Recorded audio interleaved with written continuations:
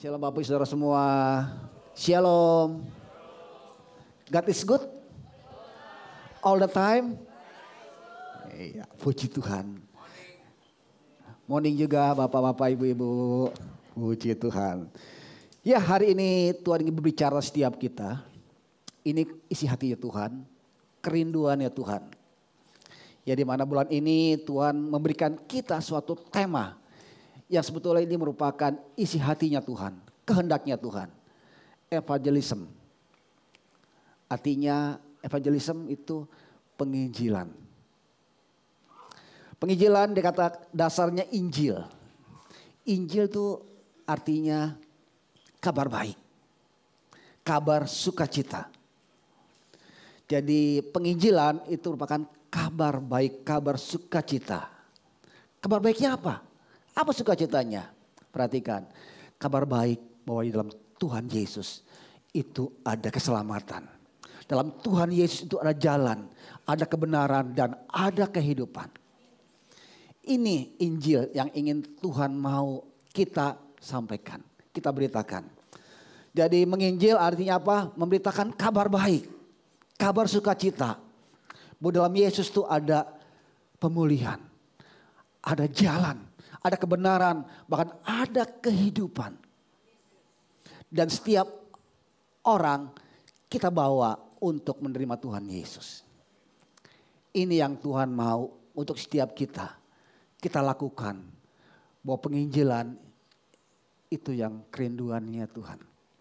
Ibu tahu apa yang membuat sorga bersukacita, bersorak-sorai? Ada yang tahu? Ketika ada orang diselamatkan. Ketika ada orang terima Tuhan Yesus. Maka sorga gembira. Maka sorga bersorak-sorai Bapak Ibu. Jadi isi hati Tuhan hanya satu Bapak Ibu. Jiwa-jiwa diselamatkan. Amin. Dan ini yang harus kita tahu Bapak Ibu. Ya, bahwa menginjil memberitakan kabar baik tentang Yesus. Dan membawa jiwa-jiwa tersebut untuk datang kepada Tuhan. Menjadikan Tuhan Yesus sebagai Tuhan dan Juru Selamat. Bapak Ibu kasih Tuhan Yesus. Kenapa sih orang Kristen tidak mau menginjil? Kenapa sih? Mungkin Bapak Ibu ada juga yang mungkin. Iya, dari sini di antara kita ini mungkin yang gak mau menginjil. Ada 3 alasan ingin saya bagikan. Kenapa sih orang Kristen? Ya, di sini gak ada, saya percaya. Di sini enggak ada. Di sini semuanya tahu apa yang jadi hati Tuhan. Di luar sana banyak. Ada 3 alasan yang enggak mau kenapa orang Kristen itu menginjil. Pertama, dia tuh enggak tahu bahwa ada suatu perintah dari Tuhan untuk setiap anak-anaknya Tuhan, orang Kristen itu harus menginjil. Alasan pertama enggak tahu, tapi di sini saya percaya sudah tahu. Puji Tuhan. Ya, perintah untuk semua orang yang telah menerima Tuhan Yesus. Ya, menjadikan Tuhan sebagai Tuhan Juru Selamat. Ini perintahnya. Untuk apa? Memberitakan Injil. Dikatakan di Matius 28 ayat 19 sampai ke 20. Dikatakan ini merupakan perintah Tuhan Yesus. Amat agung Tuhan Yesus. Dikatakan pergilah, jadikanlah semua bangsa muridku. Dan baptislah mereka dalam nama Bapa dan Putra dan Roh Kudus dalam nama Tuhan Yesus. Dan ajarlah mereka melakukan apa yang aku sudah ajarkan kepadamu. Ini perintah loh Bapak Ibu. Isi hati Tuhan ini dia untuk menjadikan semua orang anak-anaknya Tuhan. Semua orang menerima keselamatan Tuhan Yesus. Jadikan mereka muridnya Tuhan. Baptis mereka dan jangan lupa mengajarkan mereka. Bagaimana hidup dalam kebenaran firman Tuhan. Bagaimana menjadi anak-anaknya Tuhan. Ini perintah. Buat siapa Bapak Ibu? Buat saya. Buat kita semua orang-orang yang sudah Tuhan selamatkan. Jadi jangan bilang gak tahu ya. Ada perintah untuk menginjil. Bapak Ibu, dosa orang Kristen yang tidak disadari dan paling banyak. Ya, apa? Tidak memberitakan Injil. Ini perintah Tuhan Yesus loh. Perintah Tuhan Yesus sama dengan perintah yang lainnya. Nah, saat kita nggak melakukan perintah Tuhan Yesus berarti kita sudah nggak melakukan apa yang Tuhan mau. Dan ini banyak dari orang-orang yang gak melakukan perintah Tuhan. Ini dosa yang gak ada sadari dan banyak pada orang Kristen. Tapi di sini gak ada, saya percaya. Yang kedua Bapak Ibu Saudara, kenapa orang gak mau menginjil anak Tuhan? Yang kedua, takut ditolak. Takut ditolak. Gue mau kasih tahu tentang ini. Iya, gue gak mau. Jadi sebelum itu aja udah takut dulu. Biasa orang paling gak enak tuh kalau ditolak. Penolakan itu paling gak enak, benar Bapak Ibu ya.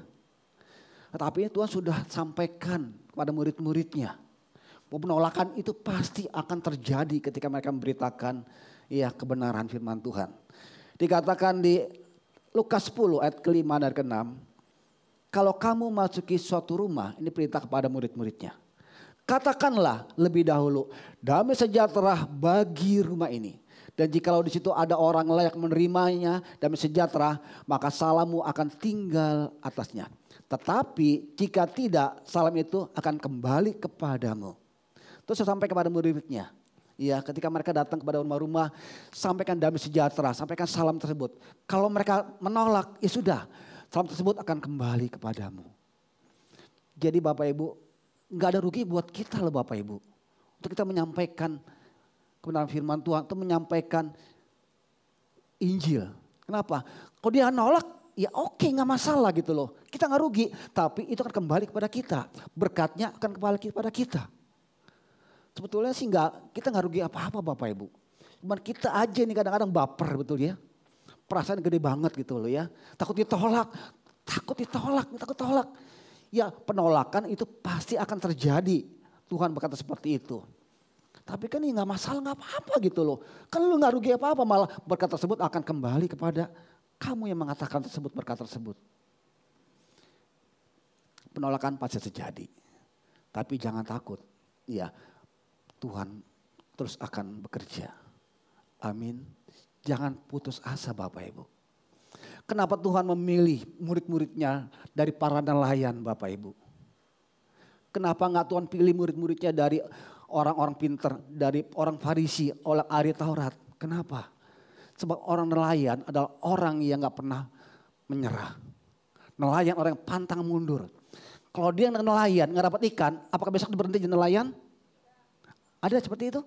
Gue capek kalau jadi nelayan, enggak dapat ikannya. Nggak ada kabur, gue gak berhenti jadi nelayan. Ada seperti itu? Nggak ada kan ya. Besok dia pasti akan nelayan lagi. Pergi lagi Bapak Ibu. Inilah Bapak Ibu. Ya, jangan takut ditolak. Karena penolakan pasti akan terjadi. Tapi percayalah, kita pasti akan menjala jiwa-jiwa.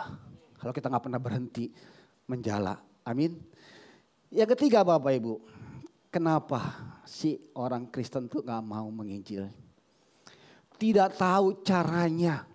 Saya nggak tahu gimana cara menginjil Pak. Saya nggak hafal ayat-ayat firman Tuhan. Ayat-ayat firman Tuhan banyak banget saya nggak hafal. Saya nggak pernah sekolah penginjilan. Nggak ngerti caranya. Jadi alasannya nggak tahu bagaimana cara menginjil. Sebetulnya menginjil itu gampang loh Bapak Ibu. Nggak perlu belajar. Belajar perlu ya. Tapi sebetulnya kita sudah bisa menginjil. Seperti dikatakan di Kisah 1 ayat ke-8. Firman Tuhan berkata, tetapi kamu akan menerima kuasa kalau Roh Kudus turun ke atas kamu. Dan kamu akan menjadi saksi di Yerusalem. Di mana lagi? Di Yerusalem, Yudea, Samaria, bahkan sampai ke ujung bumi. Di Yerusalem, di keluarga kita. Di Yudea, di kalangan keluarga besar kita. Di Samaria, orang-orang belum kenal Tuhan. Bahkan sampai ke ujung bumi. Artinya, di mana Tuhan tempatkan kita, disitulah kita harus bersaksi. Menginjil itu sebetulnya hanya bersaksi aja Bapak Ibu. Menjadi saksinya Tuhan. Seorang saksi biasa dipanggil dalam pengadilan untuk dia menceritakan peristiwa yang dia lihat atau dia alami. Pernah ada yang jadi saksi di pengadilan? Pernah dipanggil pengadilan ada? Ada ya, puji Tuhan ada di sana ya. Tapi saya nggak ada yang jadi saksi ya. Kan di pengadilan tuh ya nggak enak suasananya. Iya, orang dipanggil untuk bersaksi karena dia melihat suatu peristiwa atau dia mengalami. Demikian juga kita bersaksi untuk Tuhan, kita menceritakan pengalaman kita dengan Tuhan. Kita menceritakan apa yang Tuhan kerjakan dalam kehidupan kita. Kita ceritakan siapa Tuhan, bagaimana Tuhan menolong kita. Kita dalam kesusahan Tuhan tolong kita. Dalam kesulitan Tuhan angkat kita. Itu kita saksikan loh Bapak Ibu. Nggak perlu yang jelimet-jelimet. Nggak perlu yang teologinya yang teologi dalam banget Bapak Ibu. Hanya bersaksi. Saya dulu ketika saya mengalami kesusahan. Saya ditolong Tuhan Yesus. Bagaimana Tuhan mengangkat saya kembali. Memulihkan saya kembali. Tuhan itu dahsyat. Dia juru selamat saya. Hanya begitu aja loh Bapak Ibu. Mudah apa susah? Halo. Ada orang? Anybody home? Ada. Gampang kan, gak susah kan? Hanya bersaksi saja dulu saya mengalami krisis. Krismon. Tapi saya percaya dan saya terus berdoa sama Tuhan. Dan saya lakukan kebenaran firman Tuhan. Puji Tuhan, Tuhan Yesus memulihkan saya. Tuhan Yesus baik. Tuhan juru selamat saya. Hanya bersaksi saja Bapak Ibu. Itu harusnya enggak sulit bagi kita. Betul ya? Jadi hanya bersaksi. Bentar Injil artinya apa? Bersaksi, ingat bersaksi tentang pribadinya Tuhan Yesus. Ini yang harus bawahi. Jangan bersaksi tentang akhirnya tentang saya nih. Dulu saya begini-begini, sekarang segini-gini, semua tuh saya tuh. Ingat. Seringkali kita agak sedikit melenceng. Kita bersaksi, tapi bersaksinya bukan untuk memuliakan nama Tuhan. Bukan untuk orang kenal Tuhan. Tapi supaya orang melihat siapa saya. Jangan sampai miss seperti itu loh Bapak Ibu. Bersaksi pribadinya Tuhan itu yang kita harus saksikan. Bagaimana Tuhan itu bekerja berkarya di hidup kita. Bagaimana ketika dulu kita orangnya sangat jahat. Kemudian Tuhan ubahkan. Dulu ketika orang dulu mungkin sama kenal Tuhan. Saya orang pemarah. Saya orangnya suka judi. Suka berbuat gak baik. Tapi sekarang setelah ikut Tuhan. Jadikan dia Tuhan sebagai Tuhan selamat. Tuhan pulihkan saya. Tuhan ubahkan saya. Tuhan itu baik karena kehidupan saya kehidupan yang diberkati oleh Tuhan. Tuhan itu baik. Tuhan Yesus. Hanya bersaksi lah Bapak Ibu. Mudah gampang. Mau saya berbusa tapi gak ngerti-ngerti juga ya Bapak Ibu.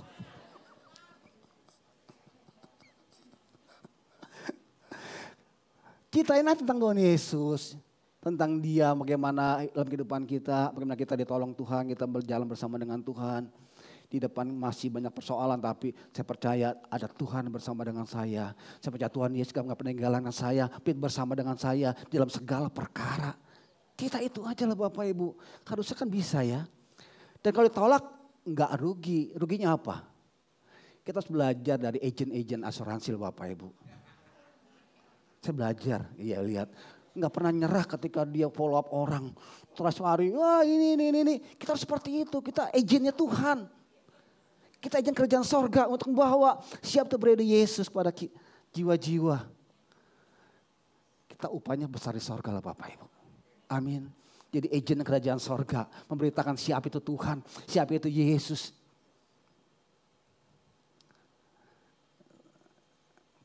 Apa ya?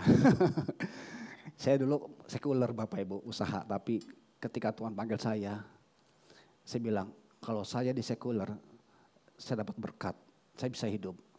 Masa saya dipanggil Tuhan untuk melayani sepenuhnya, Tuhan gak pelihara saya. Di tempat kita kalau full timer tuh harus nggak boleh ada sekuler, semua harus ditinggalkan, harus penuh melayani Tuhan. Saya bilang kalau dulu saya bekerja untuk orang, saya kontraktor, saya arsitek, saya bangun, saya dibayar, ada fee-nya, ada itunya, presentasinya ya. Sekarang saya tinggal itu semua, Tuhan suruh saya bangun pondasi rumah rohaninya jemaat Tuhan. Masa Tuhan gak bayar saya sih, tanda kutip ya. Masa Tuhan gak berkati saya sih. Dulu saya bisa hidup dari saya melayani, bekerja untuk orang. Masa saya bekerja untuk Tuhan, Tuhan gak jaga saya, Tuhan gak pelihara saya sih. Maka saya tinggal itu semua Bapak Ibu. Dan akhirnya jadilah saya Bapak Ibu. Tapi sampai saat ini Tuhan gak pernah biarkan saya sampai terlantar lah Bapak Ibu.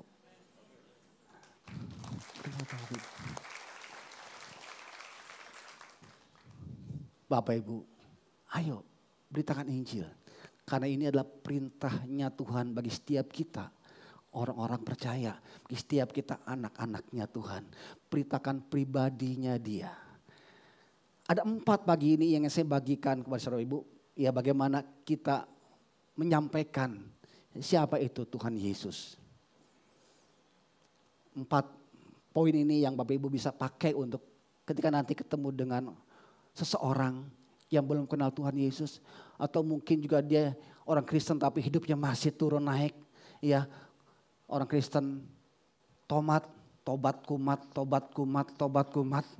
Ya, bisa disampaikan Bapak Ibu tentang kebenaran firman Tuhan ini. Yang pertama Bapak Ibu, ya katakan kalau kita menyampaikan siapa itu pribadi Tuhan. Pertama, katakan Bapak Ibu berdosa enggak? Bapak Ibu punya dosa enggak? Ada yang gak berdosa di sini? Angkat tangan. Ada yang gak berdosa? Saya mau berguru dah Bapak Ibu. Saya mau belajar. Ada? Gak ada kan ya? Demikian juga Bapak Ibu percayalah ketika tanya lu berdosa enggak? Kalau dibilang gak berdosa, wah aku mau belajar dari lu dong. Biar cara yang gak berdosa. Pasti dia bakal bilang, iya saya berdosa lah. Iya, oke. Selama kamu hidup, gak usah selama hidup lah. Dalam seminggu ini, lu berbuat dosa enggak? Pasti berbuat dosa kan ya. Katakan ya, karena semua orang di Roma 3:23, semua orang telah berbuat dosa. Dan telah kehilangan kemuliaannya Tuhan. Dosa membuat manusia kehilangan kemuliaan Tuhan. Dan upah dosa adalah apa? Maut. Artinya nanti kelak kita binasa di mana? Di neraka loh Bapak Ibu. Manusia sudah dalam dosa dan upah dosa adalah kematian kekal di neraka. Kalau dia bilang gue gak berdosa, wih hebat ancungan jempol, 4 kaki gitu jempolnya. Pasti dia bilang pasti berdosa. Upah dosa apa? Maut kan, tinggal di neraka kan, mau di neraka nanti gitu kan ya. Seperti itu. Roma 5:18 dikatakan, sebab itu sama seperti satu pelanggaran, semua orang beroleh penghukuman. Demikian pula oleh satu perbuatan kebenaran, semua orang beroleh pembenaran untuk hidup. Siapa yang dimaksud oleh firman Tuhan ini? Sama seperti satu orang pelanggaran, semua orang beroleh penghukuman. Karena satu orang melanggar. Siapa itu yang melanggar? Adam lah Bapak Ibu. Karena satu orang Adam inilah. Iya, maka dosa ada pada setiap manusia. Tetapi satu perbuatan kebenaran, satu orang berbuat kebenaran, siapa orang ini? Tuhan Yesus Bapak Ibu. Karena satu orang kebenaran ini maka semua orang akan dibenarkan Bapak Ibu. Jadi dalam Tuhan Yesus itu ada pembenaran Bapak Ibu. Ada kebenaran Bapak Ibu. Dalam Tuhan Yesus maka kita dibenarkan. Ya. Kemudian Bapak Ibu yang kedua. Tadi pertama ya, tanya dia, lu pernah berbuat dosa enggak? Gitu ya. Yang kedua, tanyakan juga, ya bagaimana lu bisa selamat nanti kelak? Lu percaya enggak nanti setelah meninggal tuh pasti ada kehidupan yang baru? Surga atau neraka? Nah, bagaimana usaha lu mencari keselamatan sendiri nanti kelak? Itu semua akan sia-sia. Katakan di Efesus 2 ayat 8. Sebab kasih karunia kamu diselamatkan oleh iman. Bukan hasil usahamu. Tetapi pemberian Allah. Keselamatan kelak tinggal bersama dengan Tuhan di sorga. Itu bukan usaha manusia. Usaha manusia berbuat baik, berbuat amal. Dia diserahkan semua hartanya pun juga ya untuk orang fakir miskin. Itu enggak menjamin dia masuk ke sorga Bapak Ibu. Mendapatkan keselamatan. Keselamatan hanya diberikan ya oleh kasih anugerah Tuhan. Dalam Tuhan Yesus Bapak Ibu. Pemberian Allah mutlak. Murni 100% itu pemberian Allah. Itu kita bisa nanti kelak diselamatkan. Ya kalau hanya 99,99 itu masih ada 0 sekian itu berarti ya bukan pemberian Allah murni. Jadi keselamatan itu hanya daripada Tuhan. Kita cari keselamatan kelak tidak akan bisa mendapatkannya. Karena keselamatan itu murni pemberian daripada Tuhan. Katakan seperti Bapak Ibu. Iya, bahwa keselamatan itu hanya ada di dalam Tuhan Yesus. Murni pemberian Tuhan. Jerih payah lelah kita berbuat baik, menolong orang, berbuat amal, menyerahkan semua harta benda kita. Itu tidak menjamin kita nanti kelak diselamatkan. Kemudian Bapak Ibu yang 3. Ya, 3 poin ini yang kita bisa sampaikan ketika kita menginjil. Yang ketiga, Yesus Kristus adalah satu-satunya juru selamat. Tuhan Yesus adalah satu-satunya juru selamat. Hanya dalam Dialah ada jalan, kebenaran dan hidup. Hanya melalui Dialah kita bisa datang kepada Bapa di sorga. Tidak ada nama lain di dalam kolong langit ini yang dalam namanya kita bisa diselamatkan.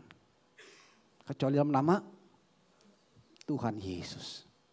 Jadi Tuhan Yesus adalah jamin keselamatan kita, kelak kita nanti diselamatkan. Satu orang dipulihkan, sorga bersorak-sorai Bapak Ibu.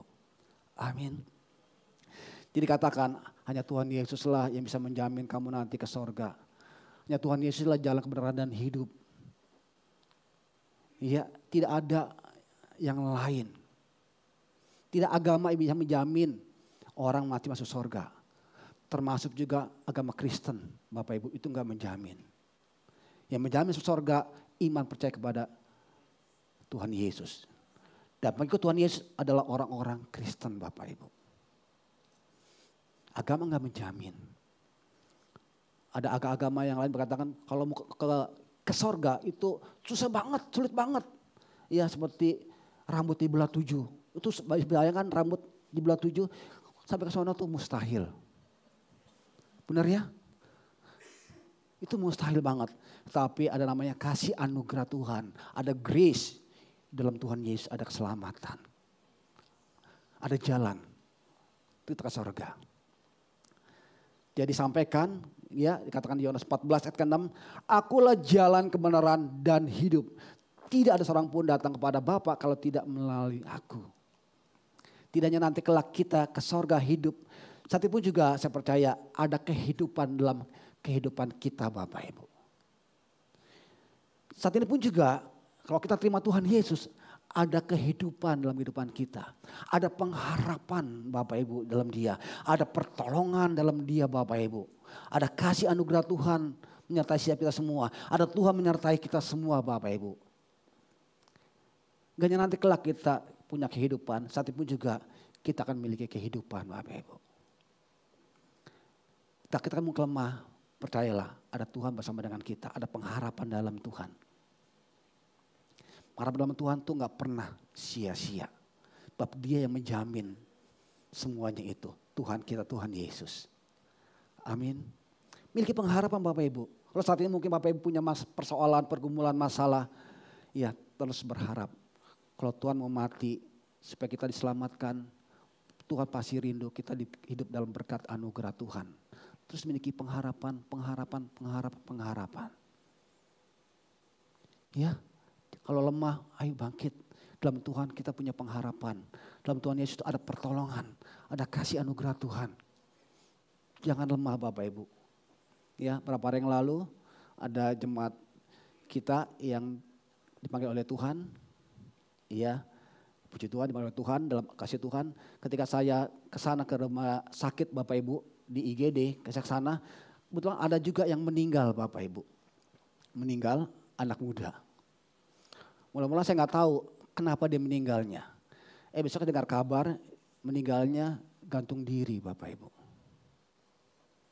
Gantung dirinya saya dengar dari petugas rumah dukanya yang nganter ke TPU.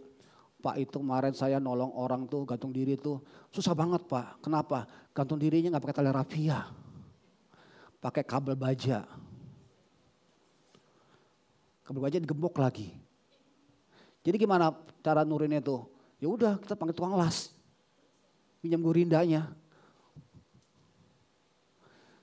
Kesian banget umur 25 tahun. Ya masih panjang perjalanan hidupnya. Tapi mengakhiri hidupnya Bapak Ibu. Gak ada pengharapan dalam kehidupannya dia. Kalau dia percaya ada Tuhan Yesus, Tuhan memberikan dia pertolongan, pasti Tuhan buka jalan. Amin. Apapun kondisi kita Bapak Ibu, percayalah Tuhan bersama dengan kita. Sampaikan itu kepada jiwa-jiwa. Bahwa Tuhan Yesus ada jalan kebenaran dan kehidupan. Gak nanti kelak, saat pun juga kita ada kehidupan. Amin. Yang keempat Bapak Ibu. Yang keempat jangan lupa, setelah kita sampaikan itu, ya ajak dia untuk mengaku dosa. Ya, menerima Tuhan Yesus sebagai Tuhan dan Juru Selamat. Dikatakan di Roma 10 ayat 9 dan 10. Sebab jika kamu mengaku dengan mulutmu, mengaku dengan mulut kita, bahwa Tuhan Yesus adalah Tuhan. Dan percaya dalam hatimu bahwa Allah telah membangkitkan dia dari antara orang mati, maka kamu akan diselamatkan. Dikatakan dengan hati orang percaya, dengan hati kita percaya, kita dibenarkan. Dengan mulut kita mengaku, kita diselamatkan. Dengan mulut kita mengaku, Tuhan, Engkaulah Tuhan dan Juru Selamat, Engkaulah Allah. Maka kita diselamatkan. Karena itulah ajak orang tersebut untuk mengaku. Ya, mengaku menerima Tuhan Yesus. Dengan hati dia buka hati, maka dia dibenarkan. Dengan mulut dia mengaku, maka dia diselamatkan. Jadi ajak orang tersebut untuk dia berdoa. Ajak dia untuk dia mengaku. Jadikan Tuhan Yesus sebagai Tuhan Juru Selamat. Dengan pengakuan dia, dengan perkataan dia, iblis dengar bahwa ini anaknya Tuhan sudah mendapat hak selamatan. Dan hatinya dibuka, hati menerima kebenaran. Itu perlu disampaikan Bapak Ibu. Amin. 4 hal inilah yang kita perlu sampaikan. Ya, kalau kita mau ya jadi agennya Tuhan. Ya, hidup kita pasti sudah berdosa. Tidak mungkin kita diselamatkan. Ada jalan Tuhan Yesus. Yuk kita terima Tuhan Yesus. Amin. Simpel toh. Simpel-simpelnya pulangnya. Ini harus jadi gaya hidup loh Bapak Ibu sang anak Tuhan. Harus jadi lifestyle kita. Di mana kita berada. Kita bisa cerita Tuhan Yesus itu baik. Tuhan Yesus itu ada jalan kebenaran dan keselamatan. Hanya dialah saya dipulihkan Bapak Ibu. Amin. Ayat terakhir Bapak Ibu. Ayat terakhir dikatakan. Roma 10 ayat 13, 14. Barang siapa berseru kepada nama Tuhan akan diselamatkan. Jadi untuk diselamatkan dia harus berseru kepada nama Tuhan. Siapa nama Tuhan? Tuhan Yesus. Perhatikan ya. Supaya dia diselamatkan dia harus berseru kepada Tuhan Yesus. 14. Masalahnya ya bagaimana mereka berseru kepadanya jika mereka enggak percaya kepada dia. Kepada Tuhan Yesus. Bagaimana dia bisa berseru kepada Tuhan Yesus kalau dia enggak percaya. Kita berseru karena kita percaya sama Tuhan Yesus. Amin. Kalau kita enggak percaya bagaimana kita bisa berseru? Jadi harus percaya dulu baru bisa berseru. Dikatakan bagaimana mereka dapat percaya kepada dia Tuhan Yesus jika mereka tidak mendengar tentang Tuhan Yesus. Bagaimana mereka berseru sama Tuhan Yesus kalau mereka enggak pernah mendengar tentang Tuhan Yesus. Bagaimana mereka mendengar tentang Tuhan Yesus katakan jika tidak ada yang memberitakannya. Masih banyak orang-orang yang di luar sana Bapak Ibu yang belum mendapatkan keselamatan. Bagaimana mereka bisa diselamatkan kalau mereka enggak berseru. Bagaimana mereka berseru kalau mereka enggak percaya. Bagaimana mereka percaya kalau mereka enggak pernah mendengar tentang pribadi Tuhan Yesus. Harus ada yang menyampaikannya. Siapa itu? Siapa? Mantap dong, saya itu. Kitalah agent-agentnya Tuhan, amin. Sampaikan itu Bapak Ibu. Kalau saya bilang saksian Bapak Ibu, saya pun juga dulu gak mungkin jadi anaknya Tuhan. Saya dulu latar belakangnya orang kepercayaan. Bahkan ketika kecil saya dibawa ke kelenteng oleh orang tua saya dijadikan anak dewi. Ya, setelah itu saya rajin ke Tepekong. Setiap tanggal 15 tanggalan tenggelang, kecap go, saya datang, saya ciacai puasa, itu dulu saya. Tetapi ya oleh anugerah Tuhan, saya boleh diselamatkan. Saya dulu keras banget, ya ketika orang ngomong tentang Tuhan Yesus, saya marah-marah, saya mau ajak berantem, Bapak Ibu. Iya, walaupun saya pernah sekolah dulu SD-nya Kristen. Iya, karena sekolah dekat jaraknya di Kristenin, ya. Tapi saya kemudian pindah karena saya tahu itu nggak boleh pegang hiu. Gangio boleh sebetulnya, yang nggak boleh itu sembahyang. Ya, nah kemudian saya terus lah Bapak Ibu, ya jadi agama tradisi. Tapi suatu ketika, ya ini gara-gara istri saya nih ngajak ke gereja Bapak Ibu. Iya, nggak bisa ke gereja, ayo ke gereja lah. Iya, akhirnya ke gereja dan saya dipulihkan Bapak Ibu. Mau dengar bagaimana bisa ke gereja? Saya undang istri saya, yuk bisa kesaksian. Ini gara-gara dia saya ke gereja. Ini saya nggak tahu juga, dia pun juga sama dengan saya juga dulu. Iya, agama tradisi juga. Iya mantap dong, duet ya. Shalom. God is good all time. Ya, Tuhan itu baik. Tuhan itu sangat baik untuk setiap kita. Ya, jadi mau dengar ya kesaksiannya ya. Nah, dulu waktu saya menikah dengan Kosanto ini, saya dalam masih agama tradisi. Ya, jadi masih seperti yang tadi Kosanto ceritakan. Saya masih kuliah. Jadi saya waktu itu masih kuliah. Saya lagi tugas di rumah sakit. Saya tugas di rumah sakit waktu itu di bagian penyakit dalam. Saya sama teman saya. Waktu itu mau ujian penyakit dalam. Saya ditugasin di ICU sama teman saya. Karena pasien ujian itu emang di sana gitu. Jadi saya terus tuh sama dia satu kelompok karena kan satu penguji yang sama. Waktu apa yang dia lakukan itu yang membuat saya tuh membuat saya itu bisa mengaku Yesus Tuhan, menerima Yesus Tuhan. Saya kan setiap hari kan tugas tuh, kunjungin visit ya ke ICU ya. Yang dia lakukan setiap hari, setiap pasien ICU itu dia doain loh. Kalau saya pikir tugas gue bukan itu, tugas dia visit, pemeriksaan fisiknya, gimana kondisinya, gimana yang lain-lainnya. Tapi selain itu, selain tugas yang kami lakukan, dia doain satu persatu. Dan itu membuat saya bilang, bukan kerjaannya, ngapain lu doain terus setiap itu pasien satu persatu. Dan itu saya lihat setiap hari dia nggak pernah absen. Akhirnya kita ujian nih sama-sama ujian.